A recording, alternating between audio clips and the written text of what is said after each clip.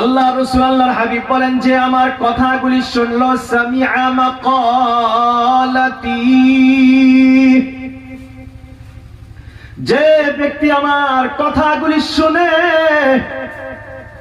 শুধুমাত্র কথা শুনেই শেষ করে না, ফাওয়াআহা, ওটাকে মুখস্থ করার চেষ্টা করে, ওয়া হাফিযাহা, আর ওটাকে সংরক্ষণ করে। হাদিস শুনে মুখস্থ করে, সংরক্ষণ করে, ওয়া বাল্লাগাহা, আবার ওই শোনা হাদিসটা অপর ভাই পর্যন্ত পৌঁছিয়ে দেয়। আল্লাহ রাসূল বলেন, ও আল্লাহ, এই কাজগুলি যে বান্দা করবে, যে বান্দা এই কাজগুলি করে, আমার হাদিস শুনে সেটাকে মুখস্থ করে, হিফাজত করে, সংরক্ষণ করে, আর সেটাকে সংরক্ষণ করার পর আবার অপর ভাইকে কথাটা পৌঁছিয়ে দেয়, অপরকে হাদিসটা শোনায় দেয়, বুঝায় দেয়, ও আল্লাহ, নাদ্দারাল্লাহ, আল্লাহ ওই বান্দাকে তুমি টলটলা রাখিও, বলি সুবহানাল্লাহ। নাদ্দারাল্লাহু ইমরাআন সামিআ মাকালাতি ফাওয়াআহা ওয়া হাফিযাহা ওয়া বাল্লাগাহা। আল্লাহ রাসূল আল্লাহর হাবিব বিশ্ব নবী সাল্লাল্লাহু তাআলা আলাইহি ওয়াসাল্লাম ইরশাদ করেন, নাদ্দারাল্লাহ, আল্লাহ রাসূল আল্লাহর হাবিব দোয়া দিতেছেন, দোয়া দিতেছেন। রাসূলের দোয়ার প্রয়োজন আমার আপনার আছে না? না। আল্লাহ রাসূল আল্লাহর হাবিব সাল্লাল্লাহু আলাইহি ওয়াসাল্লাম আমার আপনার জন্য দোয়া করলেন, নাদ্দারাল্লাহ, ও আল্লাহ, আপনি তারো তাজা রাখেন, ফ্রেশ রাখেন, টলা রাখেন। টলটলা বুঝি তো আমাদের ভাষা কি বলে?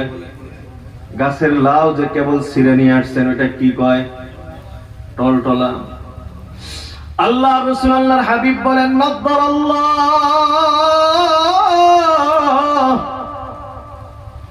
ও আল্লাহ, আপনি ফ্রেশ রাখেন, তাজা রাখেন, টলটলা রাখেন। কারে টলটলা রাখবো, কারে এমন সৌন্দর্য দিয়ে রাখবো, সুস্থ কারে রাখবো, বেমার আজার থেকে হিফাজত করে কারে রাখবো? আল্লাহ রাসূল বলেন, রাজুলান অথবা ইমরাআন, আল্লাহ ওই ব্যক্তিকে তুমি তাজা রাখো, তরতাজা করে রাখো। সামিআ মাকালাতি, আল্লাহ রাসূল বলেন, যে ব্যক্তি আমি মুহাম্মদ, আমি রাসূলুল্লাহ সাল্লাল্লাহু আলাইহি ওয়াসাল্লামের বাক্যগুলি শুনলো। আল্লাহ রাসূল আল্লাহর হাবিব বলেন যে আমার কথাগুলি শুনলো, সামিআ মাকালাতি,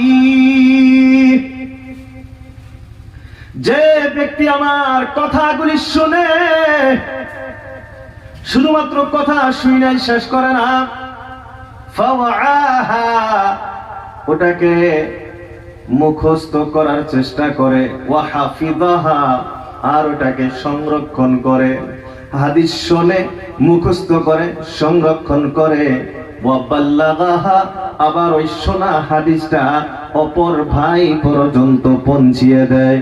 আল্লাহ রাসূল বলেন, ও আল্লাহ, এই কাজগুলি যে বান্দা করবে, যে বান্দা এই কাজগুলি করে, আমার হাদিস শুনে সেটাকে মুখস্থ করে, হিফাজত করে, সংরক্ষণ করে, আর সেটাকে সংরক্ষণ করার পর আবার অপর ভাইকে কথাটা পৌঁছিয়ে দেয়, অপরকে হাদিসটা শোনায় দেয়, বুঝায় দেয়, ও আল্লাহ, নাদ্দারাল্লাহ, আল্লাহ ওই বান্দাকে তুমি টলটলা রাখিও, বলি সুবহানাল্লাহ।